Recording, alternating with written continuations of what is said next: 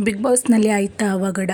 Gold Suresh, Trivikram ಆಸ್ಪತ್ರೆಗೆ ದಾಖಲು. ಏನಿದು ಸ್ಟೋರಿ? ಬನ್ನಿ ನೋಡೋಣ. ಬಿಗ್ ಬಾಸ್ ಸೀಸನ್ 11ರಲ್ಲಿ ಅವಘಡ ಆಯ್ತಾ? ಗೋಲ್ಡ್ ಸುರೇಶ್ ಹಾಗೂ ತ್ರಿವಿಕ್ರಮ್ ಆಸ್ಪತ್ರೆಗೆ ದಾಖಲಾದ್ರ? ನಿಜಕ್ಕೂ ಈ ರೀತಿ ಆಗಿದ್ಯಾ? ಇಲ್ಲ ಬೇಕು ಅಂತಲೇ ಈ ರೀತಿ ಸುದ್ದಿಗಳನ್ನು ಹಬ್ಬಿಸಲಾಗ್ತಿದ್ಯಾ ಎಂದು ಈ ವಿಡಿಯೋದಲ್ಲಿ ನೋಡೋಣ.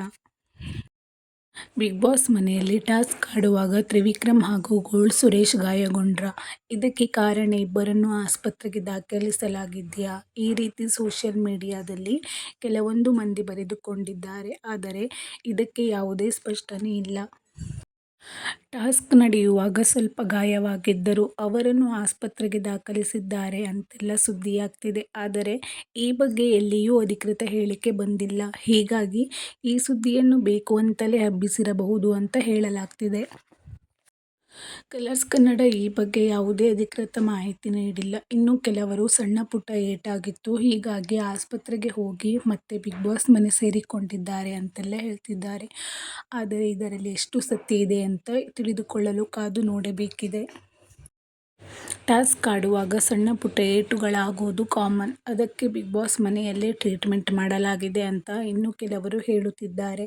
ಬಿಗ್ ಬಾಸ್ ಶೋಗೆ ಕಪ್ಪು ಚುಕ್ಕಿ ತರಲು ಈ ರೀತಿ ಹುನ್ನಾರ ಮಾಡಲಾಗ್ತಿದ್ಯಾ ಅನ್ನೋ ಪ್ರಶ್ನೆ ಕೂಡ ಎದ್ದಿದೆ. ಇನ್ನು ಈ ಬಾರಿ ಎಲ್ಲರಿಗಿಂತ ಹೆಚ್ಚಾಗಿ ಸುದ್ದಿಯಾಗ್ತಿರೋದು ಲಾಯರ್ ಜಗದೀಶ್. ನಿನ್ನೆ ಬಿಗ್ ಬಾಸ್ ಶೋನ ಡಿಸ್ಟ್ರಾಯ್ ಮಾಡ್ತೀನಿ ಅಂತೆಲ್ಲ ಹೇಳಿ ಆವಾಜ್ ಹಾಕಿದ್ದರು. ಆದರೆ ನಿನ್ನೆ ಏನೂ ಆಗೇ ಇಲ್ಲದಂತೆ ಬೆಳಗ್ಗೆ ಎದ್ದು ಎಲ್ಲರ ಬಳಿ ಬಂದು ಸಾರಿ ಕೇಳಿದ್ದಾರೆ. ಬಿಗ್ ಬಾಸ್ ನಿರ್ದೇಶಕರ, ಕೆಲಸಗಾರರು, ಟೆಕ್ನಿಷಿಯನ್ಸ್, ಕಲರ್ಸ್ ಕನ್ನಡಕ್ಕೆ ಎಲ್ಲರಿಗೂ ಸಾರಿ ಎಂದು ಲಾಯರ್ ಜಗದೀಶ್ ಹೇಳಿದ್ದಾರೆ.